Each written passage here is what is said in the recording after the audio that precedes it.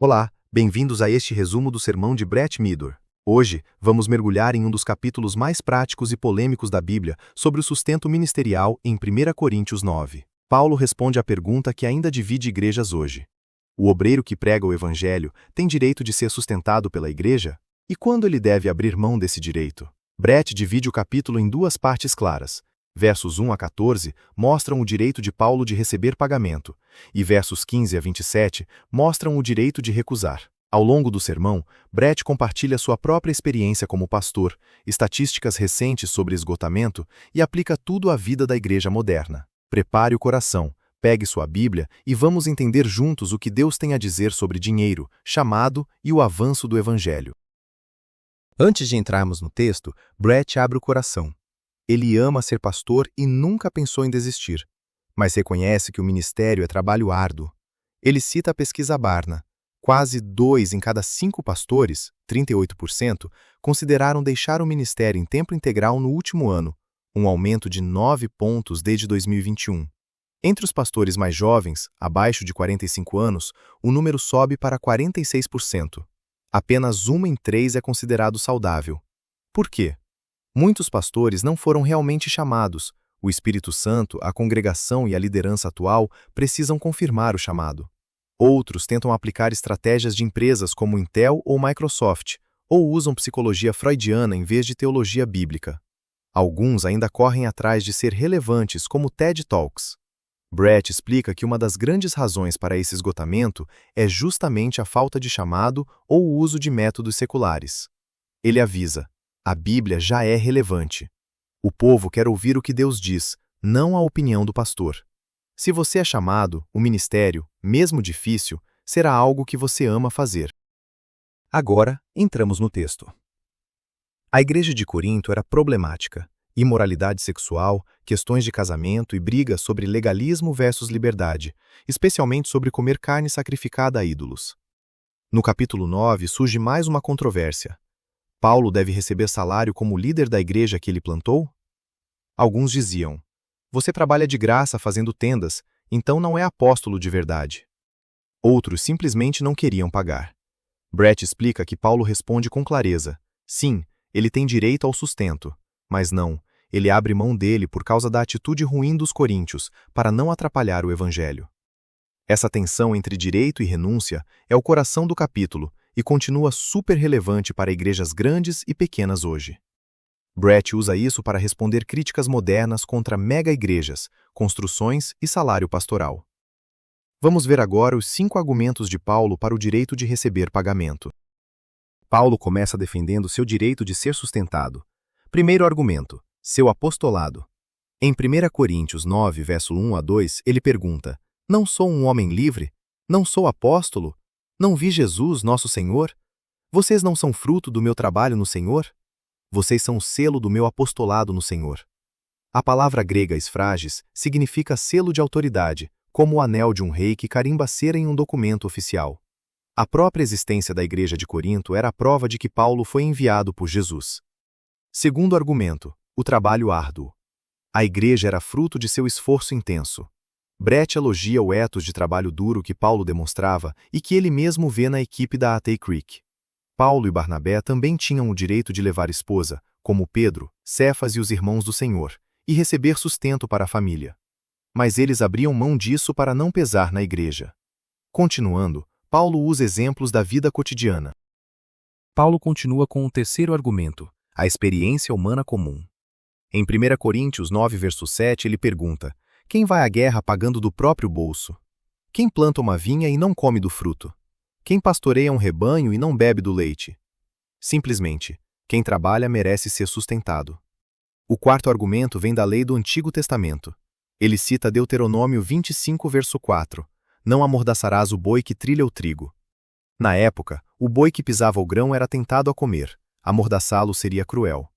Paulo explica que Deus não escreveu isso só pelos bois. Os bois não leem, mas como princípio para nós. Não se deve amordaçar o ministro enquanto ele trabalha. Aqui Brett usa termos legais gregos: apologia, defesa formal como em tribunal, e anacrino, examinar uma causa. Paulo se sente no banco dos réus diante dos coríntios. E conclui: Se semeamos coisas espirituais para vocês, seria demais colhermos coisas materiais? 1 Coríntios 9, versículo 11. O raciocínio é lógico e bíblico. Quinto argumento: a prática do Antigo Testamento e o ensino de Jesus. Em 1 Coríntios 9, 13 a 14, Paulo diz: Não sabem que os que trabalham no templo se alimentam do que é do templo? Assim também o Senhor ordenou que aqueles que anunciam o Evangelho vivam do Evangelho. Os levitas viviam das ofertas e dízimos trazidos pelo povo. Jesus, em Mateus 10:10, enviou os discípulos dizendo que o trabalhador é digno do seu alimento.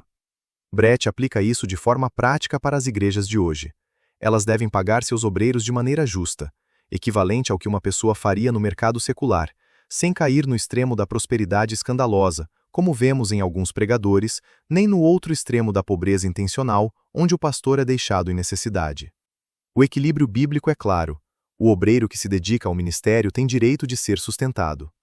Isso evita que o pastor precise dividir sua atenção com outro emprego e permite que ele se entregue integralmente ao cuidado da igreja e à pregação da palavra.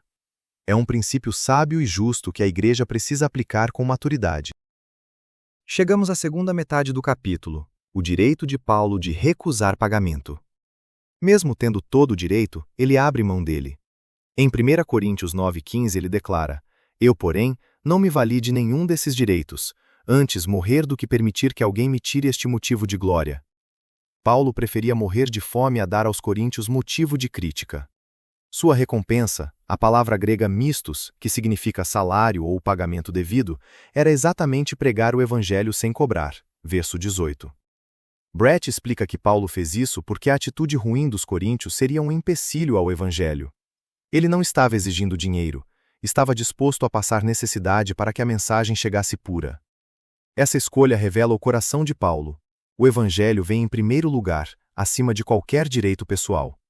E isso nos leva ao próximo ponto. Ele também abriu mão do direito pelos pecadores. Segundo motivo para recusar pagamento: pelo bem dos pecadores. Em 1 Coríntios 9, versículo 19 a 23, Paulo diz: Embora eu seja livre de todos, fiz-me escravo de todos, para ganhar o maior número possível. Fiz-me tudo para com todos, para, por todos os meios, salvar alguns. Ele se tornava judeu para os judeus, vivia como gentio entre os gentios, e com os fracos se fazia fraco, tudo para remover barreiras e ganhar almas. Com os coríntios, a barreira era financeira, então ele recusava salário. Brett destaca que para observadores de fora, isso poderia parecer inconsistente, mas o objetivo era sempre um só: salvar pessoas. Paulo adaptava-se culturalmente sem nunca comprometer a verdade do Evangelho. Essa flexibilidade amorosa é um grande exemplo para nós hoje, remover distrações para que o Evangelho chegue ao coração das pessoas. E o terceiro motivo é ainda mais poderoso. Terceiro motivo: pelo bem pessoal e pela recompensa eterna. Paulo compara a vida cristã com as competições gregas. Em 1 Coríntios 9, versículo 24 a 27, ele diz: Vocês não sabem que os que correm no estádio, todos na verdade correm, mas um só leva o prêmio? Corram de tal maneira que ganhem o prêmio. Eu, porém, esmurro o meu corpo e o reduzo à escravidão, para que, tendo pregado a outros, não venha eu mesmo a ser desqualificado. A palavra Estefanos é a coroa de louros que os atletas recebiam, corruptível, que murcha. Nós buscamos a coroa incorruptível. Paulo corre com meta certa, luta como boxeador que acerta o alvo, não soca o ar. E disciplina o corpo para não ser adoquimos, desqualificado, reprovado. Brett conclui: Paulo podia exigir pagamento, mas preferia a recompensa eterna. Dinheiro terreno ou coroa celestial? Ele escolheu o que dura para sempre.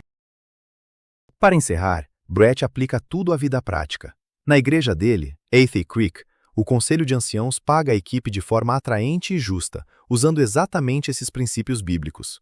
Eles não passam o prato de ofertas nos cultos, mas vivem de ofertas voluntárias e dízimo, 10% como modelo de generosidade que já existia antes da lei de Moisés e foi confirmado pelo próprio Jesus.